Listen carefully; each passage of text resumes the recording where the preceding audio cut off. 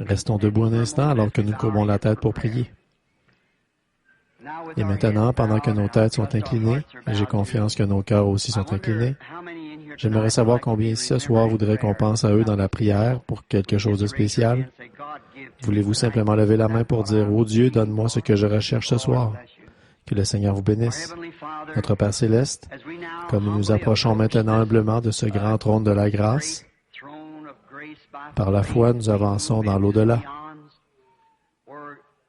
où Dieu et les anges et les chérubins et toute l'armée céleste est rassemblée.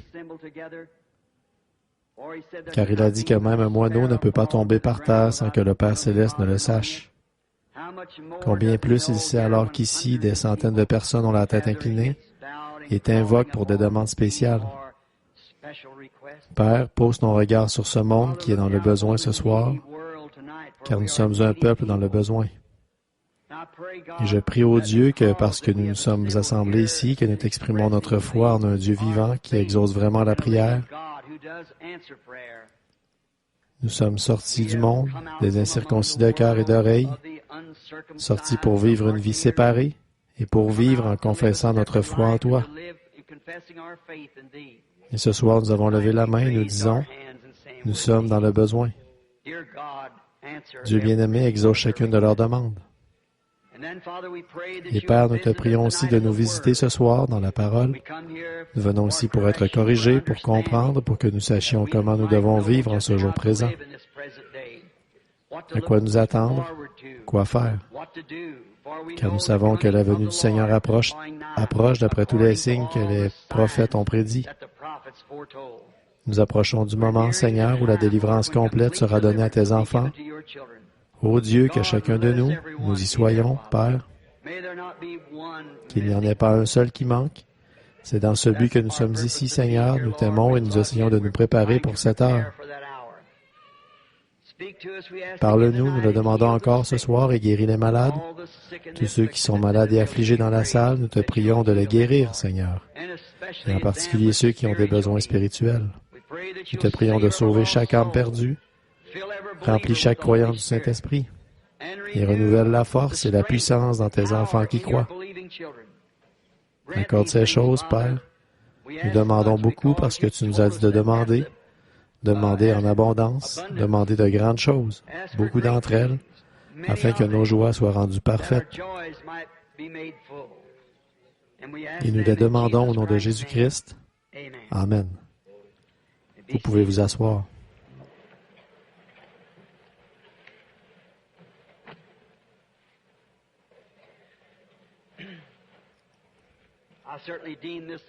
Je compte certainement ceci comme un grand privilège ce soir d'être de retour sur l'estrade de nouveau ici dans cette école secondaire pour faire face à ces braves gens qui se sont assemblés ici pour entendre l'Évangile. Je demande que la miséricorde de Dieu m'aide à vous dire la vérité, ce que je connais de la vérité. Il est encore capable de fermer la bouche d'un homme comme il pouvait fermer la gueule d'un lion. Et si jamais j'essayais de dire quelque chose qui soit faux et contraire à sa volonté, ma prière sincère est qu'il me ferme la bouche pour que je ne le dise pas. Car vraiment, je veux aller au ciel moi-même, et jamais je ne serai là, et en plus de tout ça, je serai un faux guide, quelqu'un qui aurait fait quelque chose de faux. Si je le faisais, c'est que je ne saurais pas faire mieux. Que le Seigneur vous bénisse. Maintenant, demain matin, si c'est la volonté de Dieu, j'ai l'intention de parler sur ce sujet, le mariage et le divorce. Et nous espérons que vous viendrez, que vous apporterez vos crayons et vos papiers. On ne prendra pas trop de temps, mais j'aimerais seulement...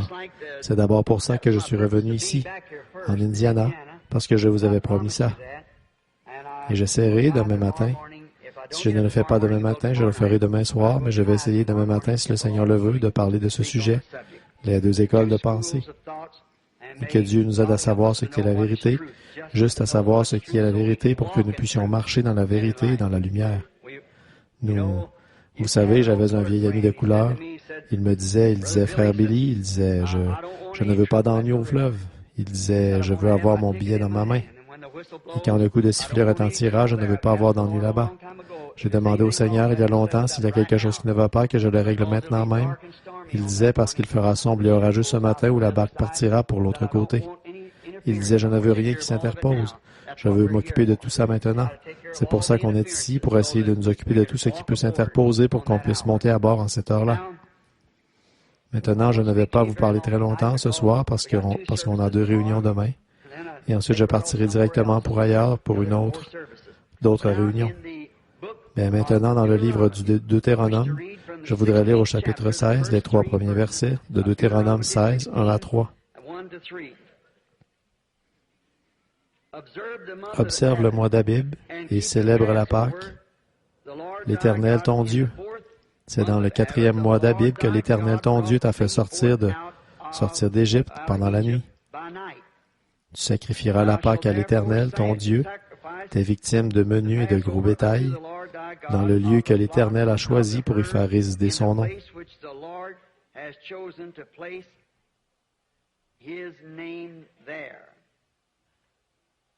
Maintenant, mon sujet ce soir, c'est le lieu d'adoration que Dieu a choisi. Remarquez, le mois, A-B-A-D, B là, ça veut dire avril. C'est au mois d'avril que Dieu les a fait sortir. Et maintenant, la chose étrange, c'est que nous, ce soir, en tant qu'adorateurs de Dieu, dans ce jour dans lequel nous vivons, et nous trouvons tellement d'idées différentes des gens. Et aussi longtemps qu'il y a des idées différentes sur une chose, qu'il y a plusieurs questions, il doit y avoir une vraie réponse à chaque question qui est posée. Si je posais la question, « C'est quoi ça? » Eh bien, il dirait une chair. À quoi ça sert? Voyez? Maintenant, là, quelqu'un pourrait dire, ce n'est pas une chair, c'est une planche. Eh bien, c'est une planche, mais c'est quand même une chair. Vous voyez, il faut qu'il y ait une vraie réponse à ça. Et si je pose une question sur quoi que ce soit, il doit y avoir une vraie réponse.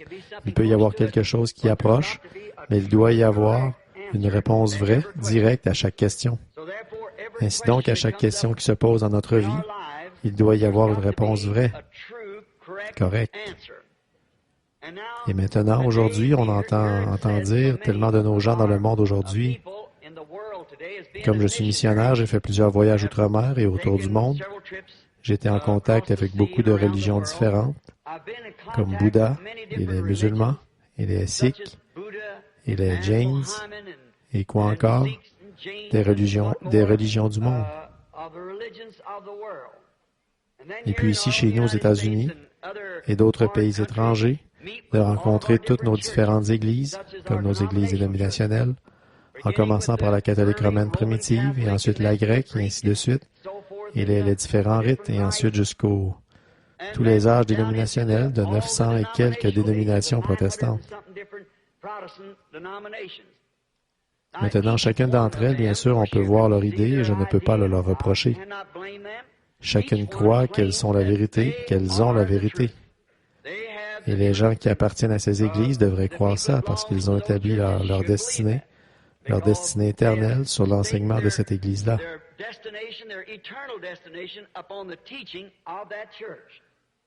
Et elles sont tellement différentes les unes des autres que ça fait 900 et quelques questions différentes. Donc, comme il y a 900 et quelques questions différentes, il doit y avoir une réponse correcte. Et j'aimerais que nous, ce soir, puisque nous essayons d'aller au ciel et de rencontrer notre Seigneur Jésus que nous aimons tous, j'aimerais sonder les Écritures pour trouver ça. Or, si c'est une question biblique, alors elle devrait avoir une réponse biblique. Elle ne devrait pas pouvoir venir d'un groupe d'hommes, d'une certaine confrérie ou d'un éducateur ou d'une dénomination. Elle devrait venir directement de l'Écriture, où se trouve le lieu de rencontre de Dieu, d'adoration. Et certainement, puisqu'il est Dieu, il doit y avoir un lieu de rencontre quelque part, où il rencontre. Maintenant, nous découvrons ici que dans le Deutéronome, ici au début, Moïse répète l'Écriture, les choses qu'il leur avait dites, comment il les avait fait sortir par un grand bras puissant de l'Égypte. Il les avait établis au début. Ils étaient appelés le peuple de Dieu jusqu'à ce qu'ils sortent de l'Égypte, et ensuite ils étaient appelés l'Église de Dieu. En effet, une Église est un rassemblement où en réalité l'Église veut dire les appelés à sortir, ceux qui ont été appelés à sortir. Et ils sont sortis d'Égypte pour être l'Église. Maintenant, Dieu leur avait dit, avant qu'ils aient établi le temple et tout ce qu'ils ont fait, « Je choisirai le lieu de mon adoration, et j'y mettrai mon nom. » Et c'est le seul lieu où Dieu rencontrera jamais quelqu'un, celui de son propre choix. Il a choisi son lieu, et là où il a choisi son lieu, il a mis son nom. Le verset 2 ici nous dit qu'il mettrait son nom dans le lieu qu'il avait choisi pour que les gens l'y adorent. Maintenant, ce qu'on veut, c'est trouver où est ce lieu. Avec 900 et quelques idées différentes, encore en mettant de côté toutes les religions païennes et en ne parlant que de la religion chrétienne. Pourtant, j'ai de la sympathie pour les païens, sinon je n'irais certainement pas là-bas leur parler. Seulement, ils ont tort. Le christianisme est la seule religion qui est vraie. C'est le christianisme. Et je ne dis pas ça simplement parce que je suis chrétien. En effet, je crois que c'est la vérité. C'est la seule religion à avoir raison. J'ai été au tombeau où le cheval blanc est changé toutes les 4 heures, où Mahomet, un grand prêtre et conducteur pas longtemps après Christ, on dit qu'il était prophète, et je ne doute pas qu'il l'ait été. Tout de suite, après les frères Maccabées. Mais quand il est mort, il a prétendu qu'il allait ressusciter, qu'il allait conquérir le monde entier. Maintenant, à peu près toutes les 4 heures, il relève la garde et il garde un cheval blanc à son tombeau. Ils l'ont fait depuis 2000 ans, en s'attendant à ce qu'il ressuscite pour conquérir le monde. Mais vous voyez, et vous prenez Bouddha. Bouddha a vécu il y a plusieurs centaines d'années, il y a environ 2300 ans, le dieu du Japon. Et donc, c'est un philosophe, un peu comme Confucius et ainsi de suite. Mais tous ceux-là, pour les fondateurs et ainsi de suite, ils sont tous morts avec leur philosophie et ils sont enterrés, ils sont dans la tombe. Mais le christianisme qui a été établi par Jésus-Christ, il y a une tombe vide. Il a été le seul homme qui se soit jamais tenu sur terre et qui a vécu et dit, « J'ai le pouvoir de donner ma vie et de la ressusciter à nouveau. » Et il l'a fait, et il vit aujourd'hui. Et nous savons qu'il vit, parce qu'il est avec nous et il nous en donne la preuve par des signes et des miracles physiques qu'il a promis qu'il ferait pour le montrer. Si bien que la colonne de feu qui conduisait les enfants d'Israël dans le désert, elle est avec nous aujourd'hui. Elle s'est même laissée prendre en photo. Elle accomplit les signes et les prodiges qu'il a promis qu'elle ferait en ce jour, tandis que nous voyons toutes les paroles qu'il a promis se manifester aujourd'hui. Par conséquent, le reste du monde païen n'est pas dans la course. C'est le christianisme. Maintenant, comme il y a 900 et quelques questions sur où Dieu rencontre, il rencontre les méthodistes, ou il rencontre chez les baptistes, ou il rencontre dans ceci et cela et autre chose. Or, il y a une question là. Alors chacun doit rechercher son propre salut avec crainte et tremblement. Mais ce soir, je veux essayer de trouver et de prouver dans l'Écriture où est le lieu exact où Dieu rencontre et adore avec les gens. Et si c'est celui-là, c'est le seul lieu où il rencontrera jamais. Maintenant, on a pris ce passage dans le Deutéronome. C'est un mot grec qui a un sens composé, où il veut dire 2 lois. Le mot grec Deutéronome veut dire 2 lois différentes. Et c'est exactement ce que Dieu a, 2 lois différentes. Et l'une d'elles est une loi de mort et l'autre est une loi de vie. Dieu a 2 lois. Le suivre et le servir et l'adorer, c'est la vie. Rejeter ça, c'est la mort. Il y a 2 lois en Dieu. Maintenant, l'une de ces lois a été dévoilée au monde au mont Sinaï. Dieu a donné la loi à Moïse et à Israël. Non pas que la loi ait pu les aider, mais la loi leur montrait seulement qu'ils étaient des pécheurs.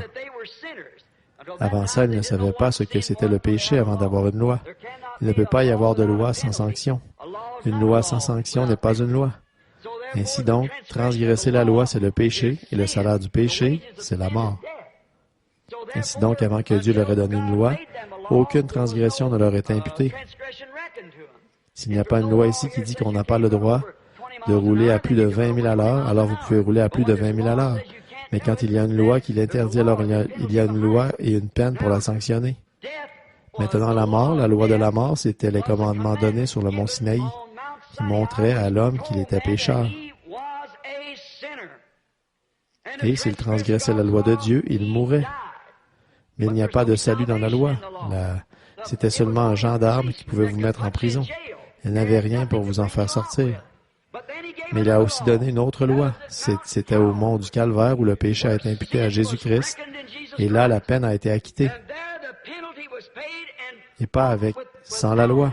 Mais c'est par la grâce que vous êtes sauvés, par la grâce de Dieu, par prédestination, en ce que Dieu vous connaissait d'avance. Maintenant, nous voyons ces deux lois dans le Deutéronome, où il est question de deux lois. Il y avait deux lois, l'une était la loi de la mort et l'autre la loi de la vie. Il y avait aussi deux alliances qui ont été données au peuple, nous en parlerons demain matin. L'une a été donnée à Adam avec une condition. Si tu fais ceci, que tu ne fais pas cela, mais cette loi a été violée. Adam et Ève l'ont violée dans le jardin d'Éden. Alors Dieu a établi la seconde alliance et il l'a donnée à Abraham, et cette loi-là était sans condition. Ce n'est pas ce que tu as fait ou ce que tu feras. Il a dit, moi je l'ai déjà fait. Ça, c'est la grâce. Ça, c'est la loi de la vie. Dieu l'a fait pour Abraham et pour sa semence après lui, c'est-à-dire toute la semence d'Abraham.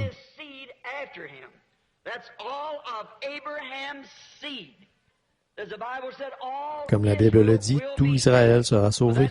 Mais ça ne veut pas dire les Juifs, comme Paul disait, ceux qui sont Israël intérieurement ou Israël au dehors. Au dehors, comme on en a parlé l'autre soir, c'était les enfants d'Isaac par le sexe.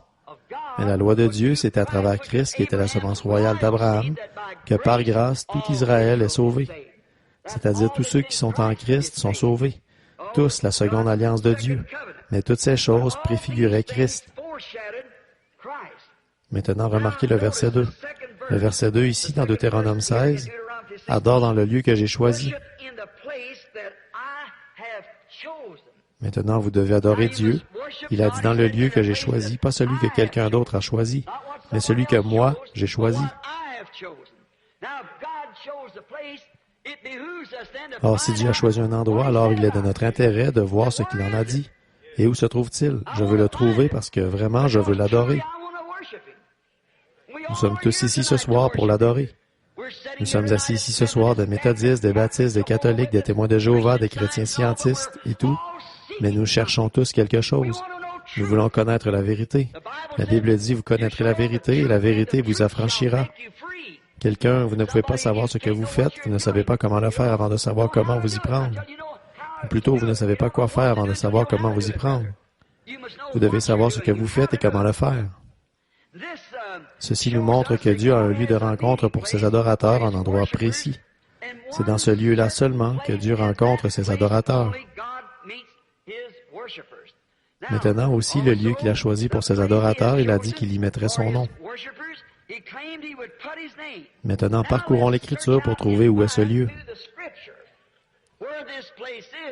Certainement, si Dieu a dit qu'il mettrait son nom dans ce lieu où il a choisi de rencontrer les gens pour adorer avec eux, ou plutôt pour qu'ils l'y adorent, alors c'est quelque part dans la Bible, car c'était pour tous les âges. Et le grand Dieu qui ne change pas ne peut pas changer. C'est l'homme qui change. Mais vous pouvez fonder votre vie sur chaque chose que Dieu ait jamais dite en tout temps, parce que c'est la vérité. C'est la vérité. En effet, c'est la seule chose en laquelle je peux avoir confiance, c'est la Bible. En effet, la parole des hommes faillira, mais Dieu est suprême. Cette année, je devrais en savoir plus que je n'en savais l'année dernière. Vous aussi, chaque jour, nous sommes limités, donc nous avançons en connaissance. Mais Dieu est infini. Il est infini. Et comme il est infini, il ne peut pas avancer en connaissance. Il est parfait dès le départ. Chaque décision est forcément absolument juste. Et de la manière dont Dieu a agi une fois, il doit agir de la même manière pour toujours. Ou alors il se serait trompé quand il a agi la première fois. Si un homme est jamais venu à Dieu pour recevoir le salut, la base sur laquelle il l'a accepté, ce doit être sur cette même base qu'on doit être accepté chaque fois. C'est vrai, si un homme est jamais venu à Dieu pour avoir la guérison divine et que Dieu l'a accepté sur une certaine base, le suivant arrive, il doit l'accepter de la même manière. Ou alors il se serait trompé quand il a accepté le premier. Dieu a donné une base sur laquelle il rencontrerait l'homme. Il a donné une base pour ce qu'il ferait, comment il le ferait, et c'était par le sang du sacrifice d'un agneau dans le jardin d'Éden. Dieu n'a jamais changé ça, à aucun moment. Il a décidé comment il sauverait les hommes. Aujourd'hui, on a essayé d'y faire entrer les hommes par une instruction. On a essayé de les former dans des écoles. On a essayé de les instruire. On a essayé de faire des dénominations. On a essayé de faire toutes sortes d'autres choses comme ça, de les faire entrer en les secouant, de le faire entrer en les baptisant et tout ce qu'on peut faire d'autre, de le faire entrer par des lettres. Mais c'est toujours pareil, Dieu rencontre un homme sous le sang versé de l'agneau.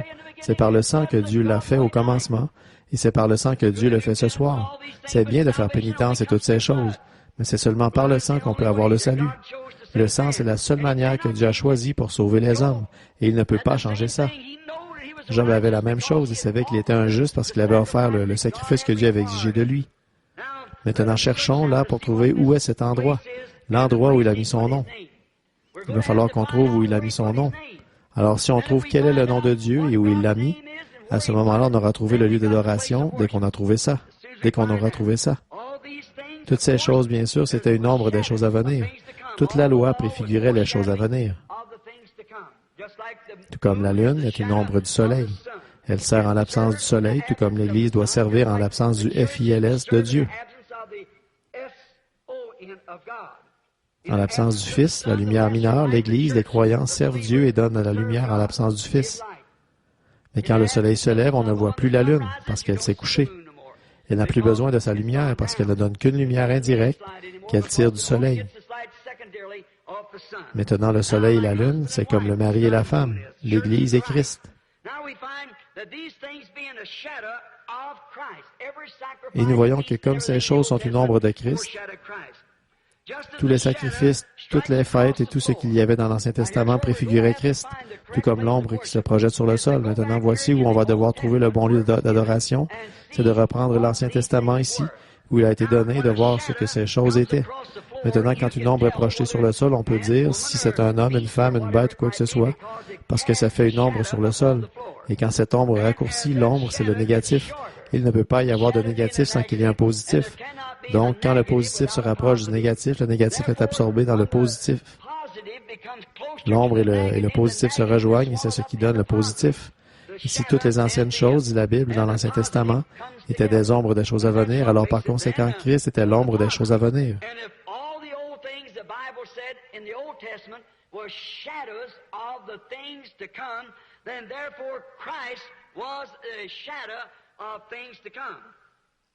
Donc, on peut voir par les titres de l'Ancien Testament où il a choisi de mettre son nom et pour maintenant. Alors, comme l'ombre projetée sur le sol, je disais, c'est le négatif, c'est un type. Ainsi, nous, les adorateurs, nous pouvons aussi voir les ombres de l'Ancien Testament se fondre dans le positif du Nouveau. Maintenant, toutes les fêtes, les jours de fête, tout le tabernacle, tout le bois, tout ce qu'il y avait dans le tabernacle, tout représentait Christ. Toutes les offrandes, toutes les lois, tout était en type de Christ. On a étudié ça maintes et maintes fois ici au tabernacle. Alors on voit à travers ça que tous les credos, toutes les églises et toutes les dénominations restent loin en arrière. Ils ne sont même pas du tout dans la course. Tous les credos, toutes les églises, toutes les dénominations sont complètement exclues. Il n'y a absolument aucune place pour eux. Il n'y a rien dans l'Ancien Testament ni nulle part dans la Bible qui soit le type de l'Église, à part l'unité forcée de la tour de Babel. C'est la seule chose qui soit le type de cette unité. En effet, elle a été faite par Nimrod, un homme mauvais qui est allé forcer tous les petits pays à se réunir autour de cette grande tour. C'était une adoration religieuse, bien sûr, mais que la parole de Dieu n'envisageait pas. Alors c'est là qu'on trouve le type de la religion dénominationnelle, dans la tour de Babel, dans l'Ancien Testament. Et cette religion était bien une religion, mais ce n'était pas la religion de la parole de Dieu.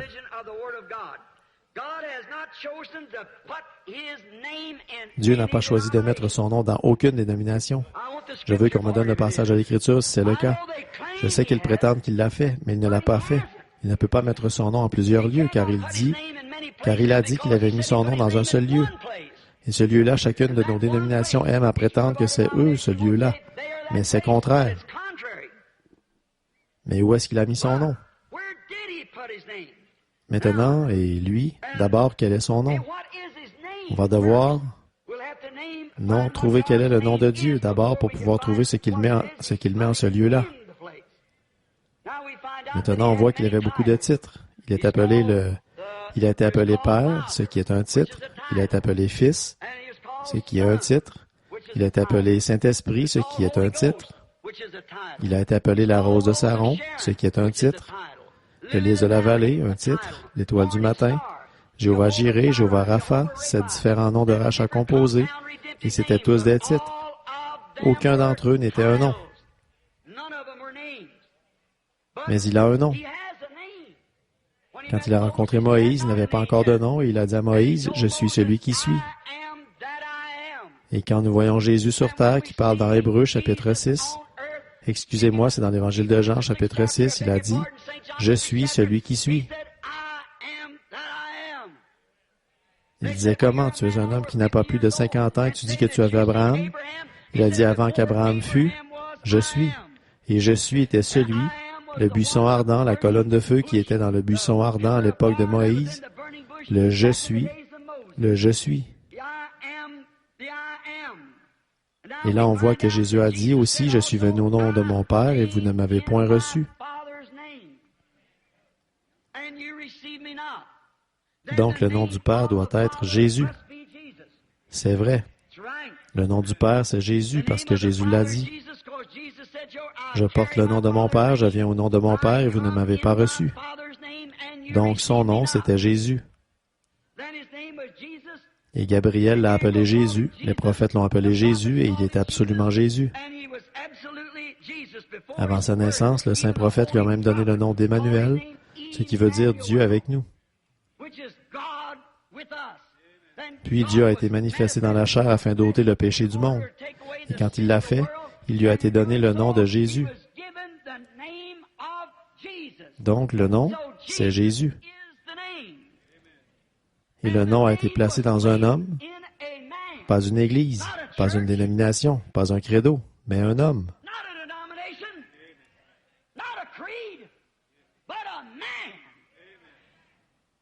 Il a choisi de faire résider son nom en Jésus-Christ. Maintenant, nous voyons qu'il devient alors le lieu de l'adoration de Dieu, où vous l'adorez. Depuis même avant qu'il soit né, il lui a été donné le nom de Jésus. C'était tellement important que ça a été donné à sa mère par l'ange Gabriel, qu'il lui serait donné le nom de Jésus, Fils de Dieu, ce qu'il était. Alors nous l'avons là. C'est celui-là et pas un autre. C'est pour lui seul le lieu d'adoration que Dieu a choisi. Le lieu de Dieu qu'il a choisi. Dieu a choisi de rencontrer l'homme. Ce n'était pas dans une église, pas dans une dénomination, pas dans un credo, mais en Christ. C'est là le seul endroit où Dieu vient à la rencontre d'un homme et où il peut adorer Dieu. C'est en Christ. C'est là le seul endroit. Peu importe que vous soyez méthodiste, baptiste, catholique, protestant, quoi que vous soyez, il n'y a qu'un seul endroit où vous pouvez adorer Dieu comme il faut. C'est en Christ.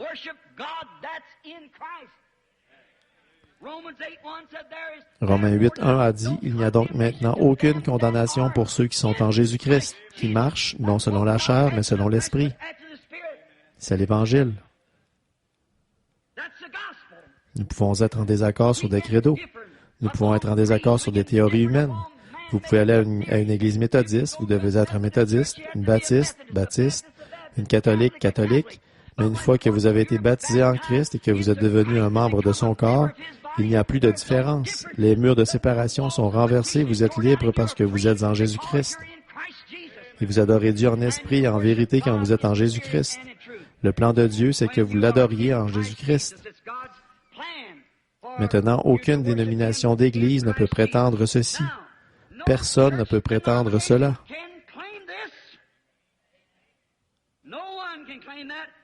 Comment osez-vous prétendre de telles choses? Faire une telle chose serait d'un esprit antichrist, ce serait enlever à Christ. Lui retrancher quelque chose, vous ne pouvez pas faire ça.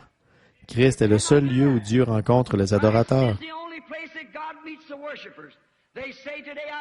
Ils disent aujourd'hui, il y a des gens qui m'ont dit il n'y a pas longtemps, un homme m'a appelé à Beaumont, Texas, il disait, « Monsieur Branham, si votre nom n'est pas sur le registre de notre Église, vous ne pouvez pas aller au ciel. » Pouvez-vous imaginer ça?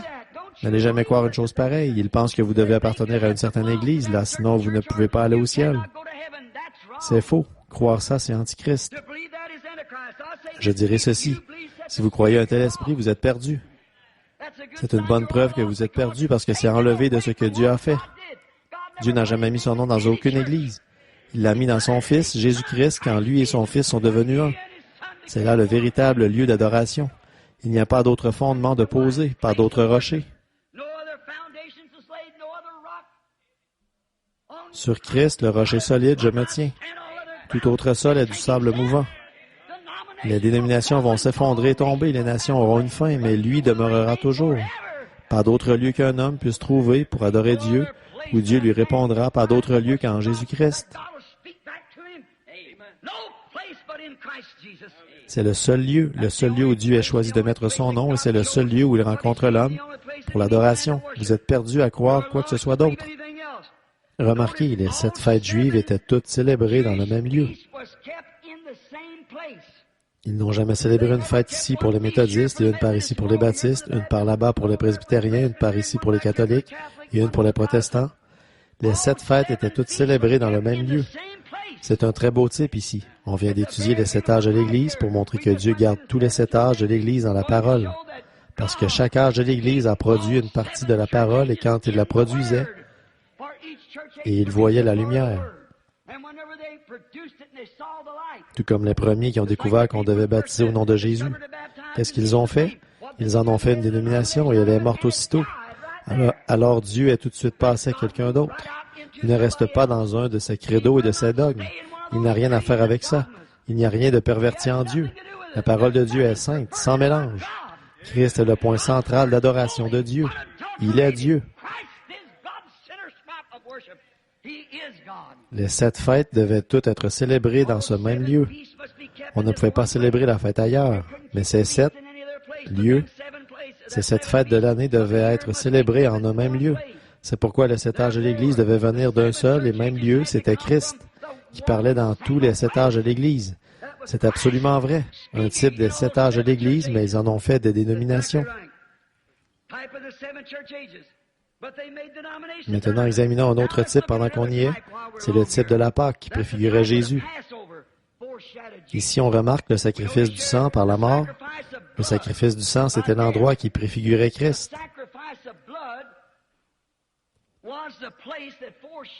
Est-ce qu'une dénomination aurait pu saigner? Est-ce que vous pouvez imaginer qu'une Église saigne? Qu'une dénomination saigne? Bien sûr que non. Il fallait du sang, qu'une vie saigne. Et la vie, ici, Jésus apparaît dans l'agneau.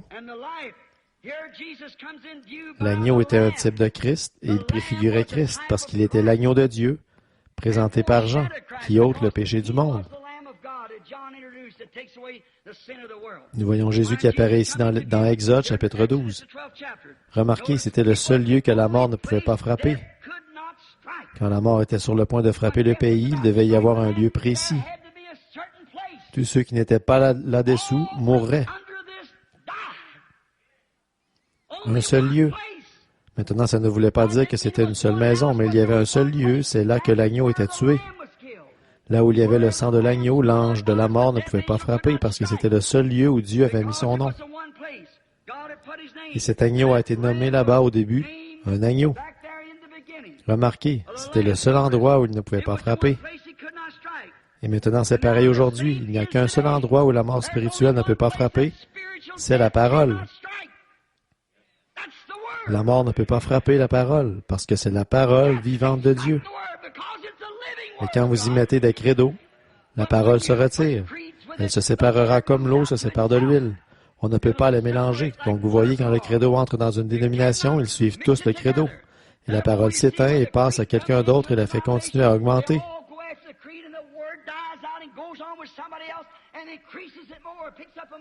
Elle saisit le mouvement alors qu'elle va de la justification, la sanctification, le baptême du Saint-Esprit et sort dans le grain. Vous voyez le chemin que Dieu a suivi? Il fait avancer son nom jusqu'au bout de la même manière parce qu'il est la parole. Remarquez, elle ne peut pas mourir. La parole de vie ne peut pas mourir. Remarquez comme c'est parfait maintenant. Il n'était pas interdit à l'ange de la mort de frapper le grand peuple intellectuel de l'Égypte. Il ne lui était pas interdit de frapper ces terres sacrées, ces grands édifices, ces pharaons, ni les prêtres du pays. Il n'était pas interdit à l'ange de frapper là. Il pouvait frapper n'importe quel édifice, n'importe quel endroit, n'importe qui. Mais il ne pouvait pas frapper là où il y avait l'agneau. La mort ne peut pas frapper là où se trouve ce lieu auquel Dieu a pourvu. Et ça, c'est dans l'agneau. Remarquez, pas même, il ne lui était même pas interdit de frapper Israël ou ses prêtres hébreux, et ou n'importe laquelle de leur dénomination. Tous doivent être dans le lieu que Dieu a choisi, qu'il a pourvu, sinon la mort frappe. Ô Église, peu importe où vous êtes, à quoi vous appartenez, pour moi ça ne change rien. Mais il y a une chose que vous devez savoir, vous devez être en Christ, sinon vous êtes mort. Vous ne pouvez pas vivre en dehors de lui. Votre Église peut être très bien, comme édifice. Votre confrérie peut être très bien, humainement. Mais quand vous reniez le corps, le sang, la parole de Jésus-Christ, vous êtes mort dès l'instant où vous le faites.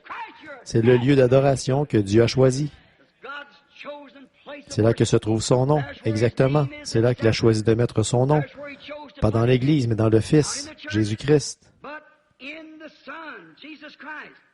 Remarquez, il n'y avait de sécurité que dans l'endroit de son choix, dans son agneau et dans le nom de l'agneau. Remarquez, c'était un agneau mâle, un lui, pas une elle.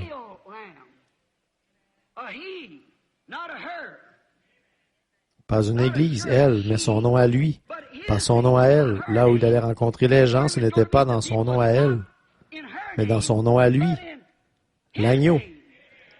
Maintenant, nous disons, l'Église, la grande et puissante Église, elle a fait ceci, elle a fait cela. Elle a bravé les orages, nous avons augmenté en nombre, nous sommes nombreux. Nous sommes une Église puissante. Elle a du poids. Mais Dieu n'a jamais rien dit d'une elle. Il a dit lui. C'est lui qui est le lieu de rencontre, l'agneau, pas l'Église. Pas son nom à elle, mais son nom à lui. Il n'a pas mis son nom à elle nulle part. Il a mis son nom à lui, en lui.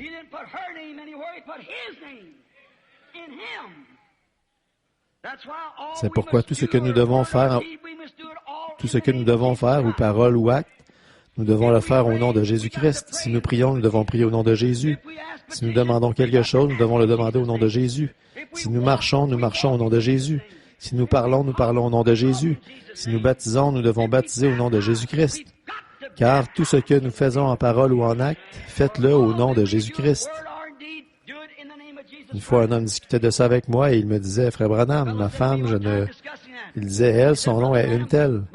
C'est un prédicateur, il est peut-être assis ici maintenant. Et il disait, ma femme, il disait, elle porte mon nom. Je vais dire Jones, parce que ce n'était pas Jones.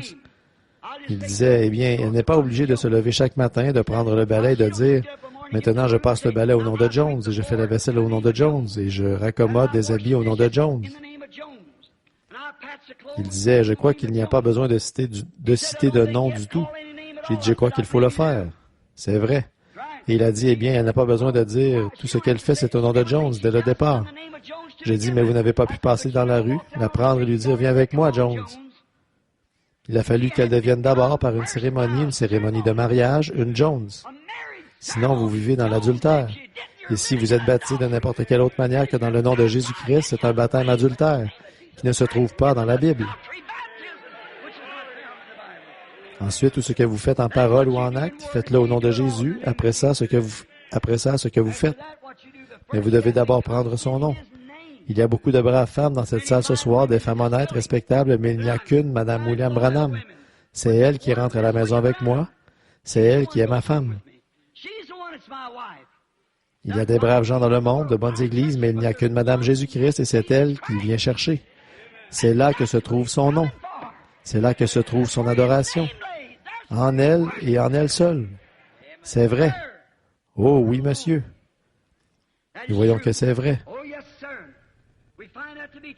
Maintenant, c'est pourquoi nous, tout ce que nous faisons en parole ou en acte, nous le faisons au nom de Jésus-Christ. Il n'y a sous le ciel aucun autre nom qui a été donné pour le salut en dehors du nom de Jésus-Christ. Dans Actes chapitre 2, il est dit, car sachez-le, il n'y a aucun autre nom qui a été donné sous le ciel par lequel un homme doit être sauvé. Seulement dans le nom de Jésus-Christ. Amen, j'espère que vous comprenez. Le nom de Jésus-Christ, tout, le plus haut des cieux porte son nom. Toute la famille dans les cieux s'appelle Jésus, dit la Bible, et toute la famille sur terre s'appelle Jésus.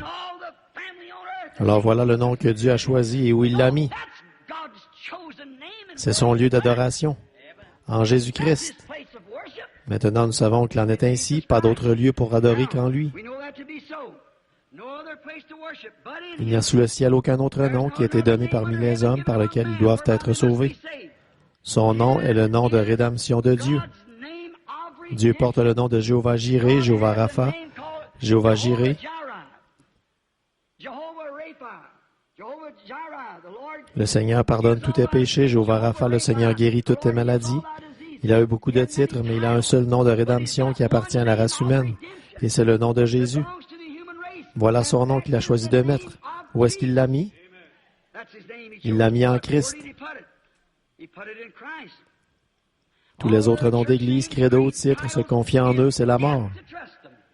Si vous vous fiez à l'Église méthodiste pour vous emmener au ciel, vous êtes perdu. Si vous vous fiez aux pentecôtistes, à l'Église pentecôtiste pour vous emmener au ciel, vous êtes perdu.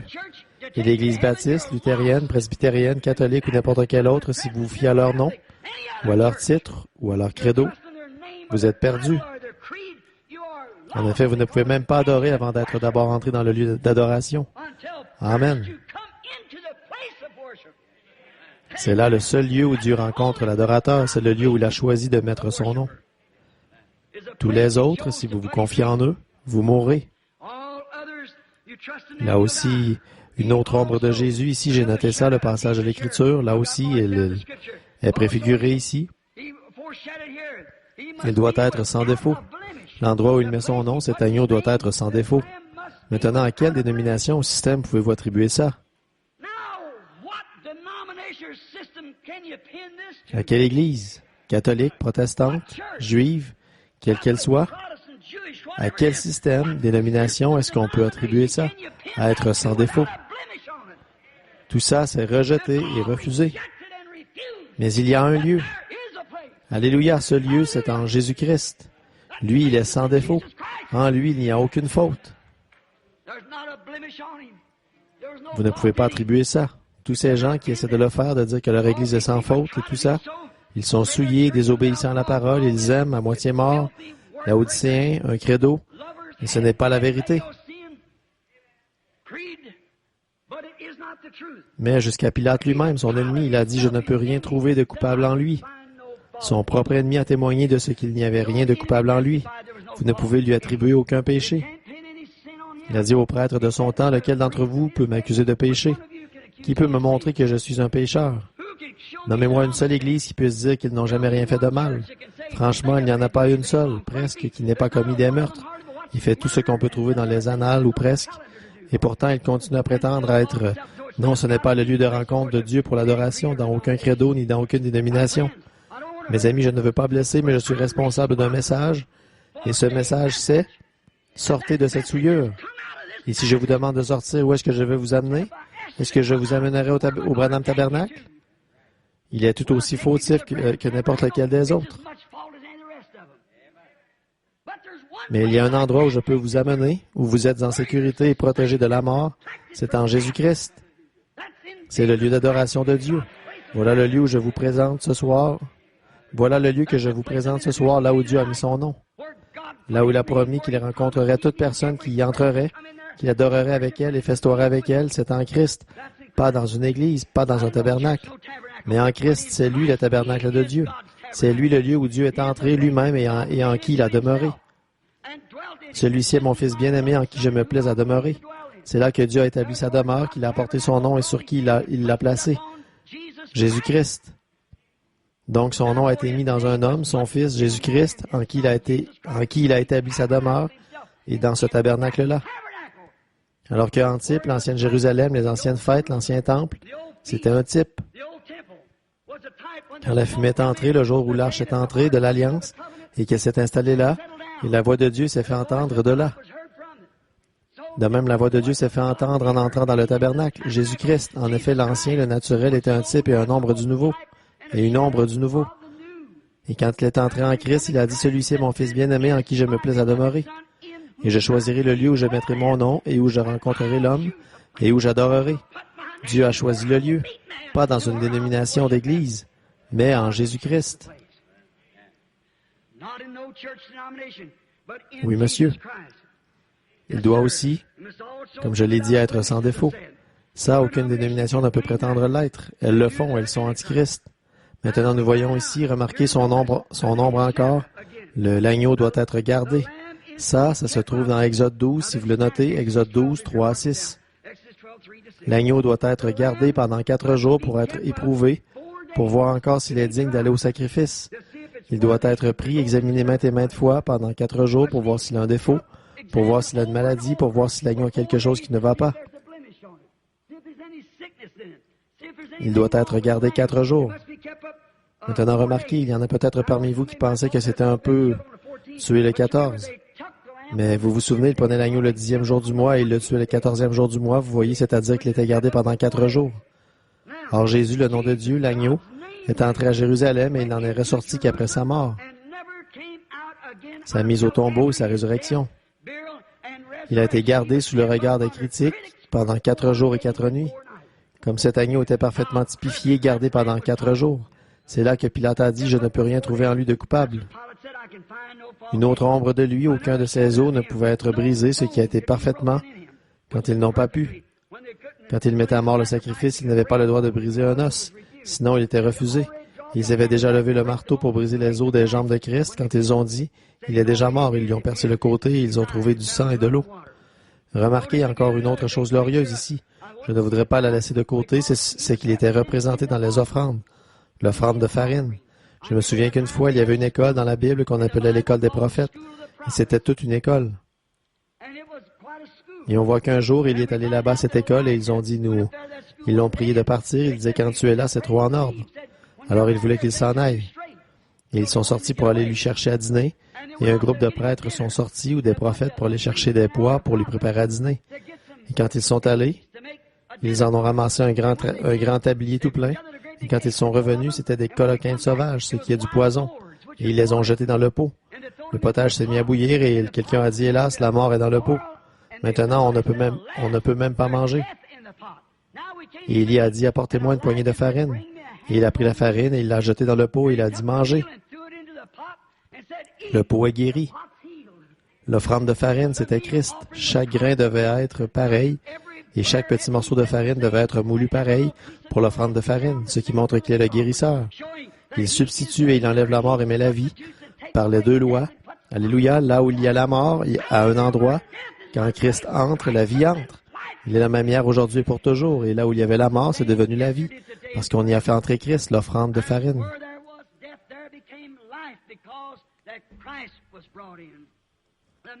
Quelle grande leçon ces choses feraient si on prenait le temps de les voir en détail. Maintenant, remarquez, pas une seule parole des ombres ne faillit. Jamais une seule parole n'a failli de l'ombre. Tout typifiait parfaitement. Il est le lieu d'adoration que Dieu a choisi et le nom de Dieu lui est donné. Il est le lieu d'adoration de Dieu et le nom de Dieu lui est donné. Il est la parole de Dieu et il est le nom de Dieu. Il est à la fois la parole de Dieu et le nom de Dieu. Il était la parole faite chair. Il était la parole de Dieu, l'agneau de Dieu, le nom de Dieu, et il était Dieu.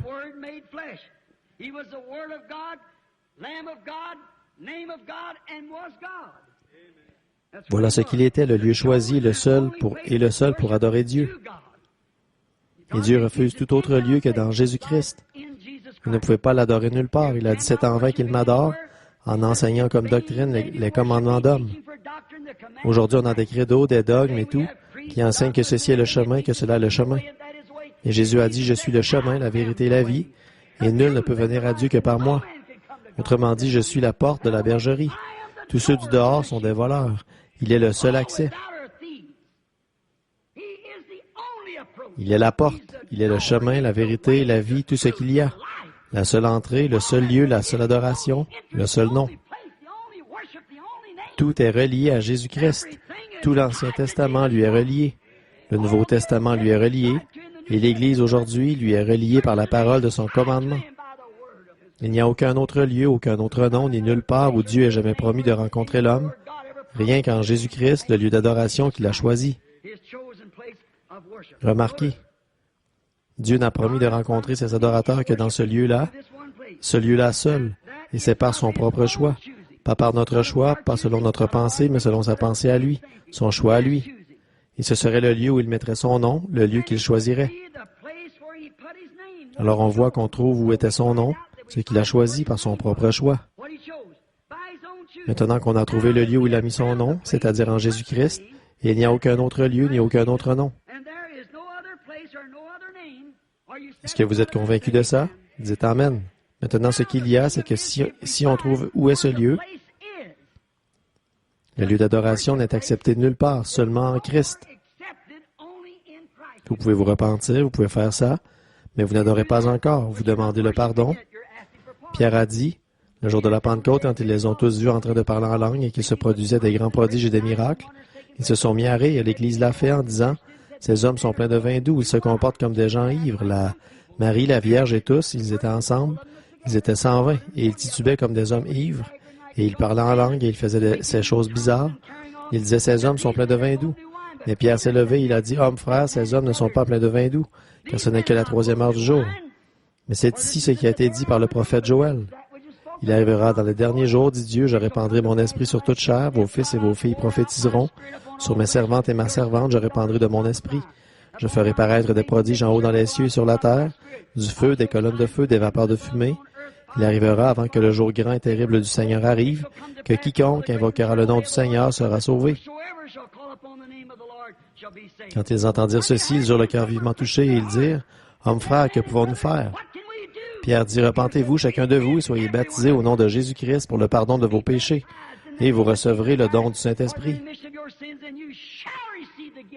Car la promesse est que toutes les générations futures, maintenant on trouve ça. Maintenant nous voulons voir comment entrer en lui. Comment est-ce qu'on entre dans ce lieu d'adoration? 1 Corinthiens 12 règle la question. En effet, par un seul esprit. Pas par une seule église, pas par un seul credo, pas par un seul pasteur, pas par un seul évêque, pas par un seul prêtre, mais par un seul esprit, nous sommes tous baptisés dans un seul corps, qui est le corps de Jésus-Christ, et sujet à tous les dons qui se trouvent dans ce corps.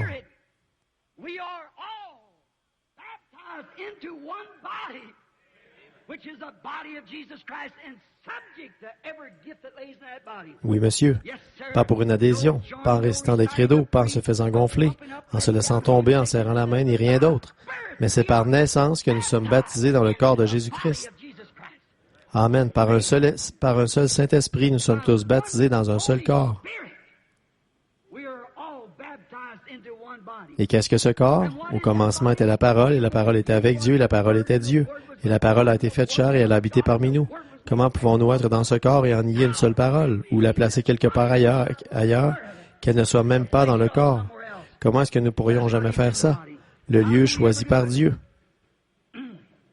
Remarquez, quand vous êtes vraiment baptisé en lui, la vraie preuve, c'est que vous le croyez, lui, la parole.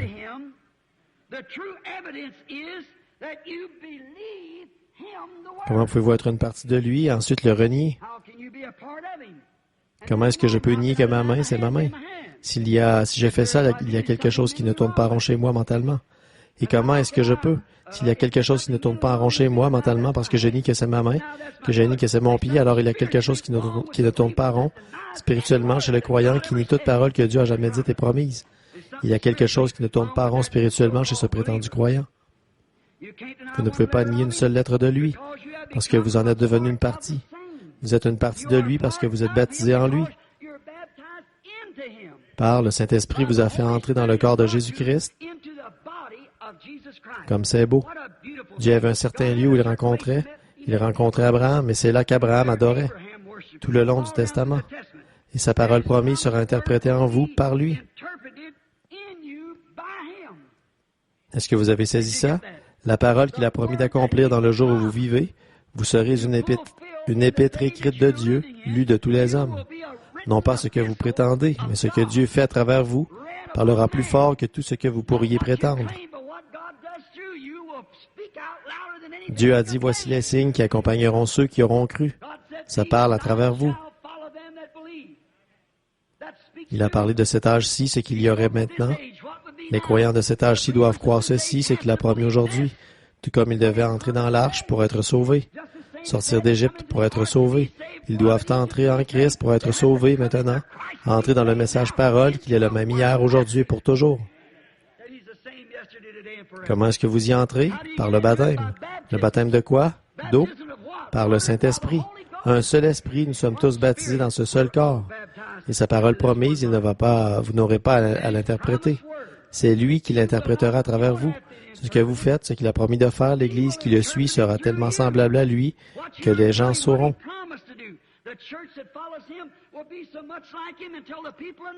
Regardez Pierre et Jean quand on les a questionnés au sujet de ce qu'ils avaient guéri un homme à la porte appelé la Belle.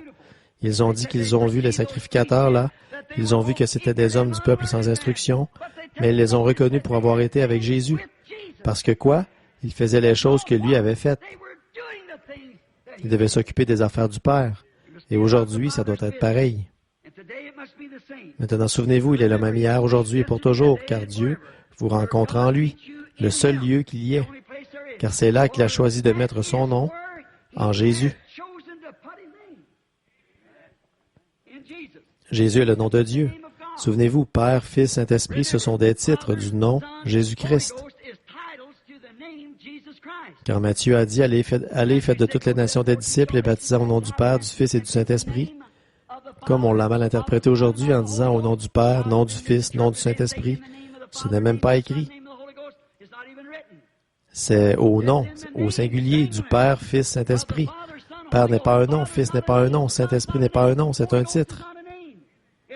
10 jours plus tard, Pierre s'est levé, il a dit, repentez-vous chacun de vous et soyez baptisés au nom de Jésus-Christ. Alors, est-ce qu'il faisait ce qu'il lui avait dit de ne pas faire? Il a fait ce qu'il lui avait dit de faire. Le nom du Père, Fils et Saint-Esprit, c'est le Seigneur Jésus-Christ. Chaque personne dans le Nouveau Testament a été baptisée au nom du Seigneur Jésus-Christ. Pas une seule personne dans la Bible n'a jamais été baptisée dans les titres de Père, Fils, Saint-Esprit. Ça s'est seulement apparu quand le credo de Nicée a été adopté à Nicée, Rome. Ça a été un ordre de l'Église catholique qui se trouvait. Ça, c'est confirmé dans le catéchisme. J'ai trouvé ça, c'est vrai. Les réalités de notre foi et ainsi de suite, que c'est absolument un credo catholique romain. Ils vous diront que ce n'est pas dans la Bible, mais ils disent qu'ils ont le pouvoir de changer ces mots-là s'ils le veulent à cause du pape. Je ne suis pas d'accord. Jésus-Christ est le même hier, aujourd'hui et pour toujours. Et quiconque retranchera un mot de cette Bible, a dit Jésus, ou y ajoutera un mot, sa part sera retranchée du livre de vie. Un seul mot, pas une phrase ou un paragraphe, mais un mot. Quiconque retranchera un mot. Au commencement, Dieu a fortifié son peuple avec sa parole. Un seul mot, mal interprété, a provoqué toutes les morts, tous les cœurs brisés, toutes les peines. Ève, ce n'est pas à une phrase qu'elle a désobéi, c'est à un mot qu'elle a désobéi. Quand Jésus est venu au milieu du livre, ça c'était le début du livre. Quand Jésus est venu au milieu du livre, qu'est-ce qu'il a dit? Il est écrit que l'homme ne vivra pas de pain seulement, mais de toute parole qui sort de la bouche de Dieu. À la fin du livre, Apocalypse, chapitre 22, verset 18, la toute dernière partie de la Bible, Jésus lui-même parle. Il a dit, « Je rends témoignage que si quelqu'un retranche un seul mot de ce livre ou y ajoute un seul mot, sa part sera retranchée du livre de vie. Parce qu'il est un faux prophète et qu'il a donné une fausse interprétation aux gens. Et leur sang sera redemandé de sa main pour avoir fait ça. »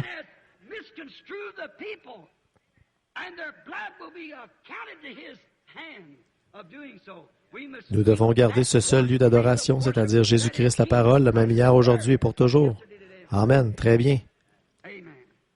Souvenez-vous, il n'y a aucun autre lieu de rencontre pour adorer, pas un endroit. C'est Dieu qui l'a choisi.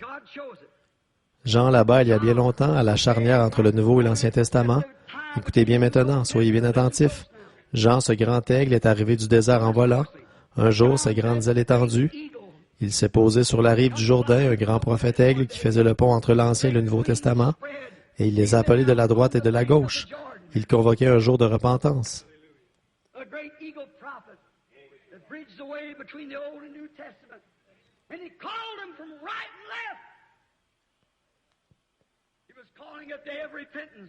Quand les pharisiens et les sadducéens sont sortis, il a dit, « Ne commencez pas à dire à vous-même, nous avons Abraham pour père. Parce que je vous dis que de ces pierres, Dieu peut susciter des enfants à Abraham. » Oh là là! Quand il s'est mis à proclamer son évangile et qu'il disait, « Il y en a un parmi vous que vous ne connaissez pas. Je ne l'ai pas encore identifié, mais je le reconnaîtrai quand il viendra. Je ne suis pas digne de délier son soulier, mais il vous baptisera du Saint-Esprit et de feu. » Et il a son van à la main. Il nettoie complètement son air et il brûlera la paille dans un feu qui ne s'éteint point. Ce grand aigle de l'Évangile était là et il croassait ses grandes menaces. Et la souillure est sortie où Hérode, l'empereur de ce temps-là, le proclamateur, qui avait épousé la femme de son frère, Et est-ce que vous pourriez imaginer que ce grand aigle de l'Évangile resterait assis là et qu'il se tairait là-dessus? Il y en a qui disaient, ne prêche surtout pas sur le mariage et le divorce maintenant, Jean, parce qu'Hérode est là. Il est allé lui dire en face, il n'était pas permis de l'avoir. C'est ça. Qu'est-ce qu'il c'était? Il était cet aigle venu du désert. Il n'avait pas été formé sous la peur et les menaces de l'homme, d'une dénomination quelconque, mais il avait été formé sous la puissance du Dieu Tout-Puissant pour reconnaître ce qu'il allait y avoir. Il connaissait l'identification du Messie. Alléluia, ce mot veut dire louer notre Dieu. Ne prenez pas peur, je n'ai encore jamais fait de mal à personne. Je ne suis pas excité, je sais exactement où j'en suis. Oh, quand je pense à lui, ce grand aigle qui est arrivé là en volant et qui s'est posé, il a dit, je le reconnaîtrai quand il viendra. Un jour, il était là en train de prêcher. Les sacrificateurs étaient de l'autre côté. Il disait, tu veux dire qu'il viendra un temps où le sacrifice perpétuel sera enlevé? Ce grand temple qu'on a construit, tout le travail qu'on a fourni, nous, la grande dénomination? Il a dit, il viendra un temps où tout ça, se sera éliminé. Ça ne se peut pas, tu es un faux prophète. Et il a regardé autour de lui, il a dit, voici, il est là. Voilà le lieu d'adoration que Dieu a choisi. Voilà l'agneau, le véritable agneau qui ôte le péché du monde. Il n'a pas dit, voici venir le méthodiste, voici venir le baptiste ou le catholique. Il a dit, voilà l'agneau de Dieu qui ôte le péché du monde, qui vient.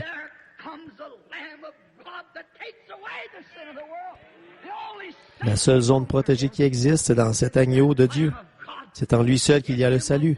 Dans aucune église, aucun credo, aucun peuple, aucun père, aucune mère, aucun saint homme, ni rien, aucun lieu saint. C'est dans le Dieu saint, le Seigneur Jésus-Christ, où Dieu a fait résider son nom sur un être humain pour la rédemption, celui qui a payé le prix pour nous, pécheurs. C'est le seul endroit où il y a le salut. Voilà le rocher sur lequel je me tiens. Jean l'a identifié, il a dit, je ne le connaissais pas quand je l'ai vu s'approcher, mais là-bas où j'ai fait mes études, pas au séminaire comme son papa, pas comme sacrificateur formé, mais dans le désert où il était au séminaire théologique du Dieu Tout-Puissant,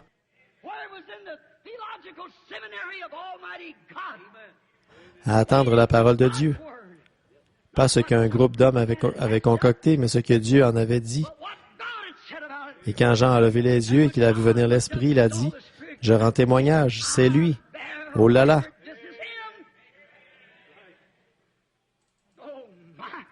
Voilà votre lieu d'adoration. Voilà votre refuge. Voilà l'agneau de Dieu qui ôte le péché du monde.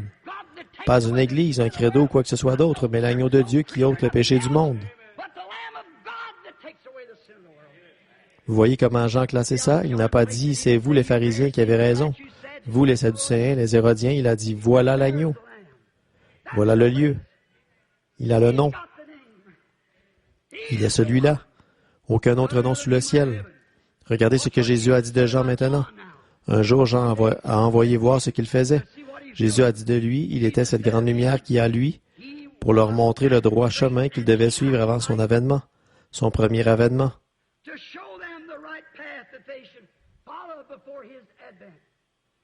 Écoutez bien, ne le manquez pas, Jésus a dit, Jean était cette lumière. Malachie 3, pas d'erreur. Le prophète avec la grande lumière qui, lui, a identifié Jésus comme étant le seul, l'agneau.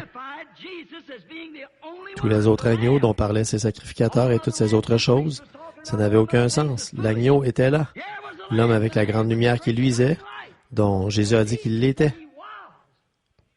Malachie 3 a dit, « J'enverrai mon messager devant ma face pour préparer le chemin. » Et celui qui a été envoyé pour préparer le chemin a identifié que le lieu, c'était lui. C'est lui, il n'y a pas d'erreur. C'est lui, je vois le signe qui le suit. Je sais que c'est lui, une lumière descend du ciel et vient sur lui. Il n'y avait pas de doute que c'était lui. Alors, mon frère, je veux vous demander quelque chose en terminant. On pourrait dire ceci. Dans Malachie 4, est-ce qu'il ne nous est pas aussi promis un autre aigle avec une colonne de lumière qui suivrait pour montrer à l'Église dans l'erreur aujourd'hui qu'il est Hébreux 13.8, le même hier, aujourd'hui et pour toujours?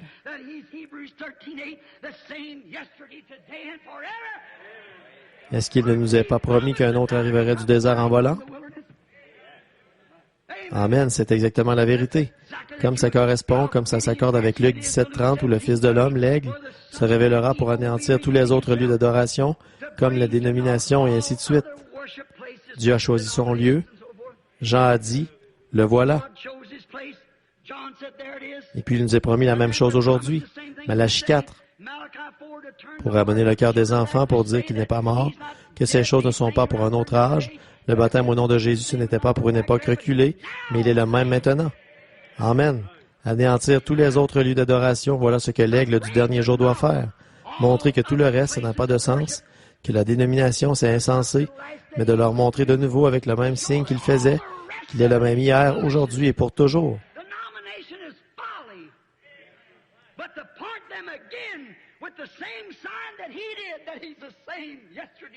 Alléluia. Également, dans Apocalypse 4:7, on a vu 4 êtres vivants qu'on vient juste d'étudier. Le premier, on a vu que c'était le lion. C'était le premier être vivant qui s'est avancé pour relever le défi de ce jour-là, le lion de la tribu de Juda. Après lui, l'être vivant suivant est venu, et on a vu que l'être vivant suivant, c'était un bœuf, qui est une bête de somme, un sacrifice. Au jour de la cathédrale romaine, l'Église s'est éteinte, un sacrifice. Celui qui est venu ensuite, c'était un homme. C'était un être vivant avec la face d'un homme. Et cet homme, c'était les réformateurs, l'instruction de l'homme, la théologie, et ainsi de suite. Mais le dernier être vivant qui devait voler, le dernier être vivant qui devait venir, la Bible a dit que c'était un aigle qui vole. Alléluia. Et le prophète a dit qu'en ce jour-ci, la lumière paraîtra. Oh là là! En ce jour-là, il y aura de la lumière.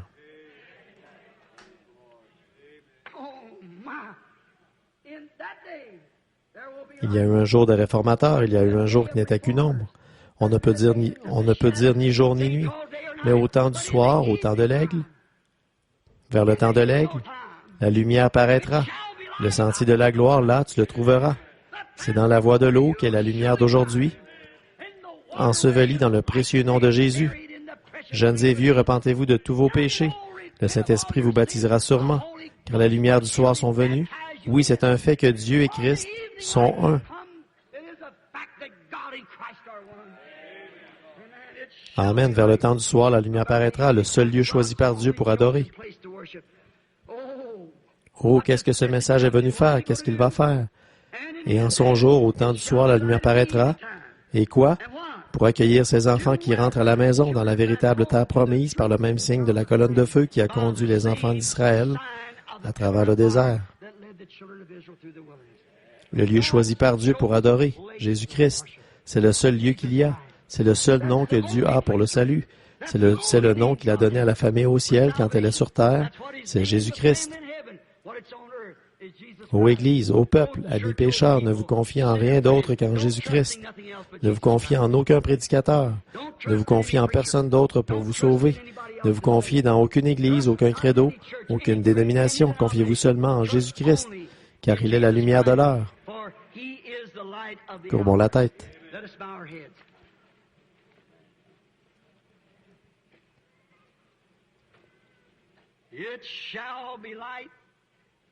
Vers le temps du soir, la lumière paraîtra.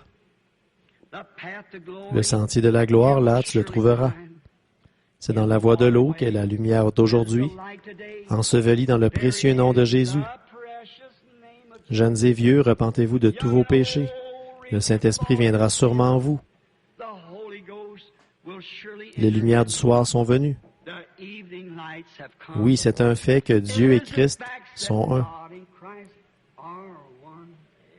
Oh, frères, sœurs, si vous ne vous êtes pas encore repentis, si vous n'avez pas encore été baptisés au nom de Jésus-Christ, voulez-vous prendre ce départ ce soir? Voulez-vous donner à Dieu l'occasion de vous accueillir dans le lieu où vous pouvez l'adorer? Souvenez-vous, hors de là, il n'y a aucun endroit où Dieu est promis de vous rencontrer et d'accepter votre adoration. Vous dites, Frère Branham, j'adore en toute sincérité. Caïn aussi, il a fait toutes les sortes d'offrandes qu'Abel a faites, mais ce n'était pas la bonne offrande. Vous pouvez bien aller à l'Église et payer vos dîmes et vous acquitter de votre devoir comme un chrétien doit le faire avec tout autant de sincérité que n'importe quel homme ou femme. Voilà maintenant une trentaine d'années que je suis ici, autour de cette ville ici, à crier ce même message. Je me fais vieux. Je ne peux pas rester avec vous encore très longtemps. Mais souvenez-vous, au jour du jugement, ma voix est enregistrée et elle s'élèvera contre vous.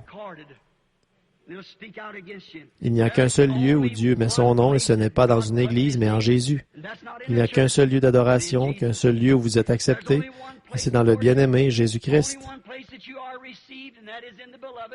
Il n'y a aucun autre nom sous le ciel qui a été donné parmi les hommes par lequel être sauvé.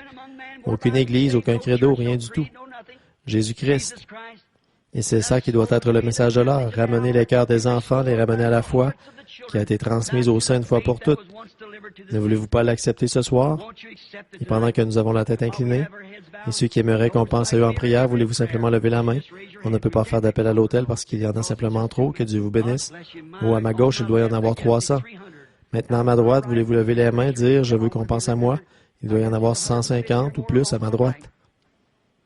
On a un tabernacle près d'ici avec un grand bassin rempli d'eau, un pasteur, un bon pasteur, frère Orman Neville, des associés, ces hommes autour d'ici que vous voyez, que vous rencontrez, n'importe quel jour, n'importe quel soir, à n'importe quelle heure, quand des gens veulent être baptisés, qui se sont repentis, c'est toujours prêt. Et si vous obéissez à ce commandement, vous êtes sûr, par une promesse de Dieu, si vous êtes sincère dans votre cœur, de recevoir le baptême du Saint-Esprit. Il n'y a qu'un seul lieu d'adoration, et ça, ce n'est pas dans le tabernacle. C'est en Christ. Comment est-ce qu'on entre en lui? Par un seul esprit, nous sommes tous baptisés dans ce seul corps.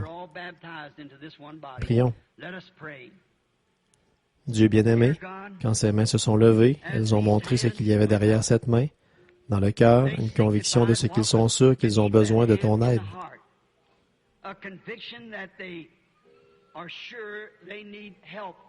Je prie pour chacun d'entre eux, Père, et je vais citer ta parole. Tu as dit, « Celui qui écoute ma parole et qui croit à celui qui m'a envoyé a la vie éternelle et ne vient point au jugement, mais il est passé de la mort à la vie. »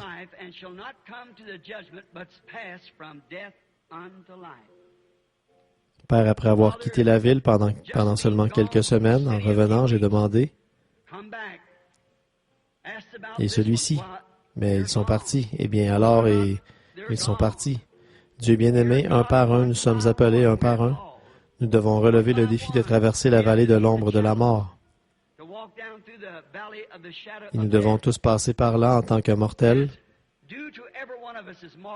Mais ce soir, tu nous as proposé ta demande que si nous croyons en lui et que nous nous faisons baptiser en son nom, tu nous feras entrer.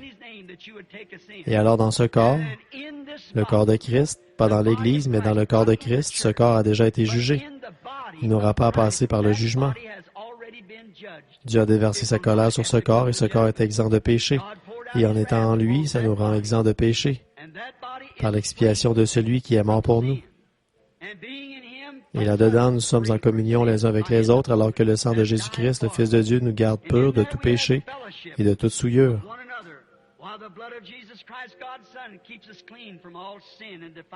Dieu notre Père, je te prie de faire entrer chacun d'eux dans ton royaume. Accorde-le, ô Dieu, qu'il n'y en ait pas un seul d'entre eux qui soit perdu, qu'il n'y en ait pas un seul, garçon ou fille, homme ou femme, Seigneur. Il y a des gens de ma propre famille qui sont assis ici ce soir et qui ne sont pas sous ce sang. Combien je me rappelle clairement les mots de mon papa. Et je prie, Dieu bien-aimé, qu'aucun d'entre eux ne soit perdu. Accorde-le, Seigneur. Je crois en toi maintenant avec tout ce qu'il y a en moi pour croire.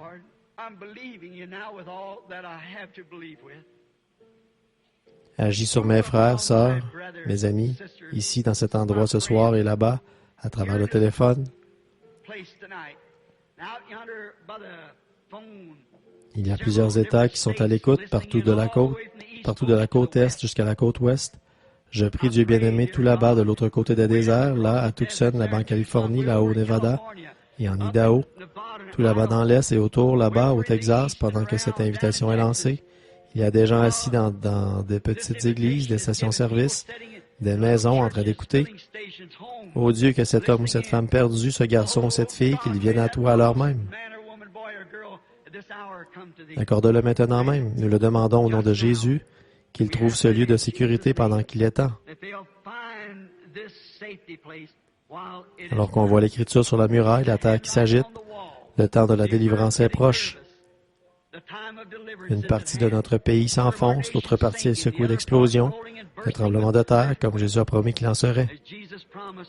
Que ce ne soit pas trop long pour eux, Seigneur, qu'ils l'acceptent maintenant, car nous te le présentons comme des trophées de la réunion, de l'Évangile au nom de Jésus.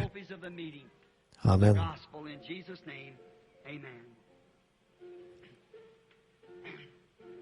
Est-ce que vous le croyez? Que Dieu vous bénisse. Tous ceux qui croient que c'est la vérité à ma gauche, levez la main. Tous ceux qui le croient à ma droite, levez la main. Que Dieu vous bénisse. D'après ce que je peux voir, c'est tout le monde. C'est la vérité, mes amis. Dieu sait que c'est vrai.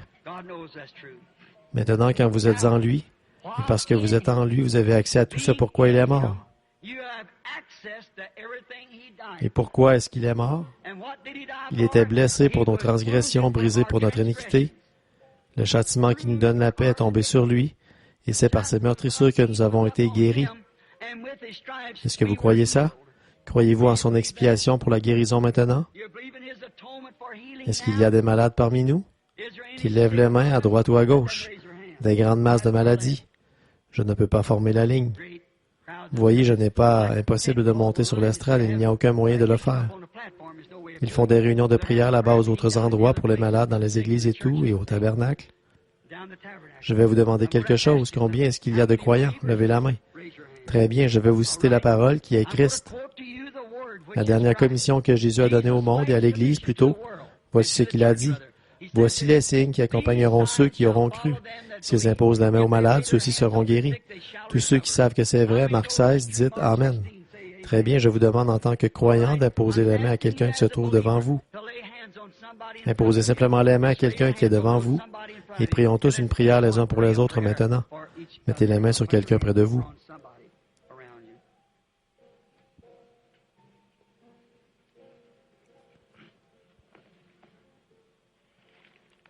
Seigneur, il y a une boîte de mouchoirs ici devant moi, des petits morceaux d'étoffe.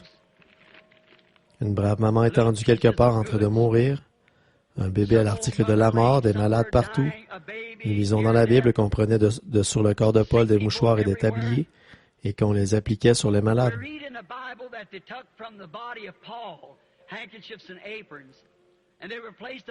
Et les mauvais esprits, les esprits impurs et les maladies et les affections quittaient les gens. Maintenant, Seigneur, nous savons que nous ne sommes pas Saint Paul, mais nous savons que tu restes toujours Jésus, le seul lieu d'adoration pourvu par Dieu. Et maintenant, aujourd'hui, ces personnes ont confessé avoir la même foi, qu'ils croient la même chose que ces gens-là. Tu as préparé le moyen pour eux, c'est sûr. Et je pose mes mains sur ces mouchoirs en demandant que les maladies et les afflictions quittent le corps des personnes sur qui ils vont être appliqués. Au nom de Jésus-Christ. Maintenant, il nous est enseigné que quand Israël sortait de l'Égypte, comme il devait le faire, qu'ils étaient en chemin vers la terre promise, la mer Rouge leur a barré le chemin. Et Dieu a abaissé les regards à travers la colonne de feu, et la mer a pris peur, elle s'est retirée, et elle a laissé Israël traverser vers la terre promise. Ô Dieu, abaisse les regards à travers le sang de Jésus ce soir, et que la maladie se retire et que Satan soit chassé, et que les gens traversent vers cette promesse de bonne santé et de force, comme Dieu a dit. Par-dessus toute chose, je souhaite que tu prospères côté santé. Maintenant, alors que tu vois là, Seigneur Jésus, les mains de ces personnes imposées les uns sur les autres, elles symbolisent leur foi en ce que tu as dit. Voici les miracles qui accompagneront ceux qui auront cru. Ils prient à leur manière à eux, les uns pour les autres. Leurs voisins prient pour eux. Maintenant, Seigneur, ce défi a été relevé. Satan, le grand bluffeur, n'a aucun droit de retenir un enfant de Dieu. Il est un être vaincu.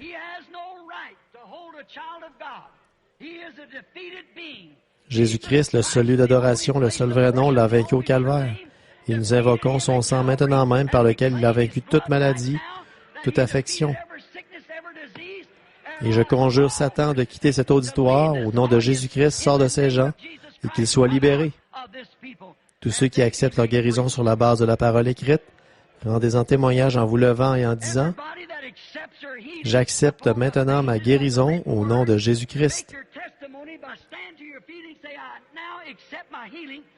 Levez-vous. Gloire à Dieu. Voilà, regardez par ici des infirmes et tout, qui se lèvent. Gloire à Dieu. C'est ça. Croyez simplement, il est ici. Comme c'est merveilleux.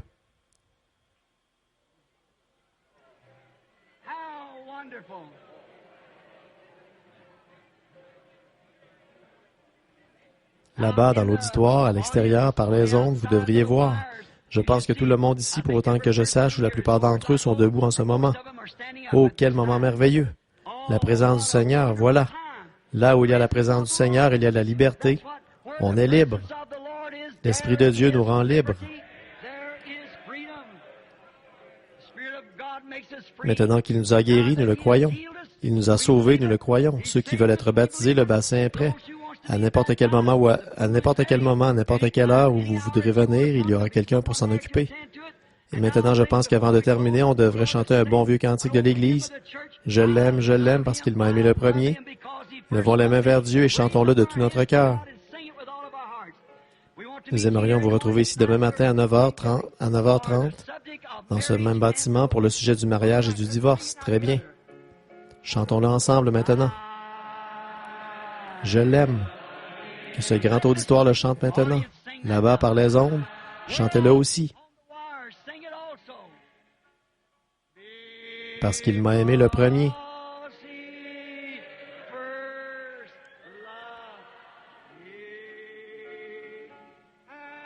Et a acquis mon salut.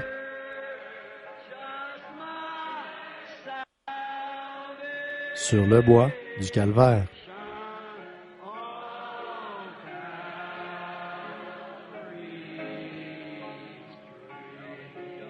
Où est-ce que ça a été fait? Sur le bois du calvaire. Pendant que nous le rechantons, je voudrais que vous serriez la main à quelqu'un près de vous en disant que Dieu te bénisse, pèlerin.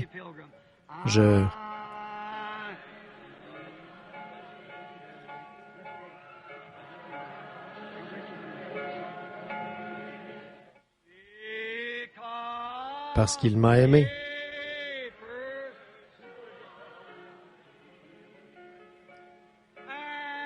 Et a acquis mon salut.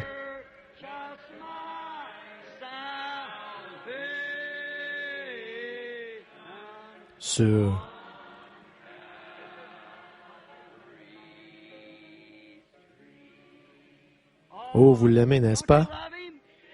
N'est-il pas merveilleux? Est-ce qu'il est votre refuge? Il est un rocher dans un pays aride, un abri à l'heure de la tempête, le seul refuge que je connaisse.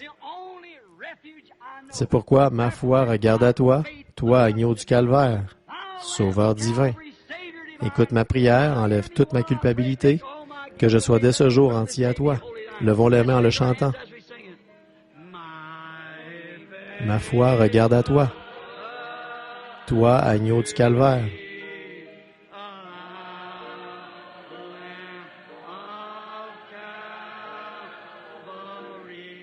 Ô Sauveur divin.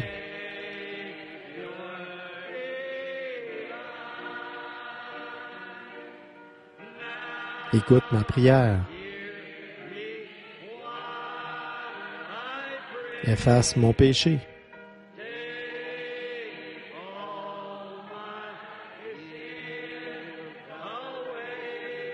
Que je sois dès ce jour entier à toi.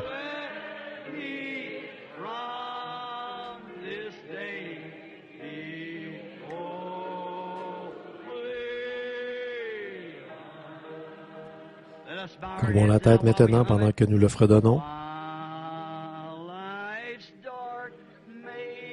Et dans ce labyrinthe, entouré de malheur,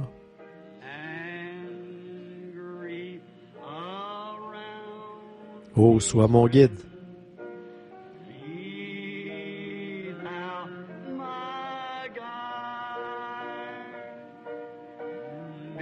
Disperse ces ténèbres. Viens essuyer mes larmes.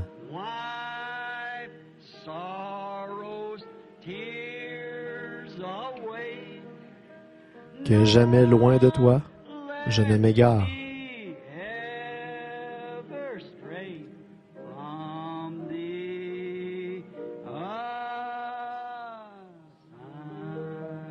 Pendant que vous avez la tête inclinée, notre bien-aimé pasteur, frère Orman Neville, terminera la réunion.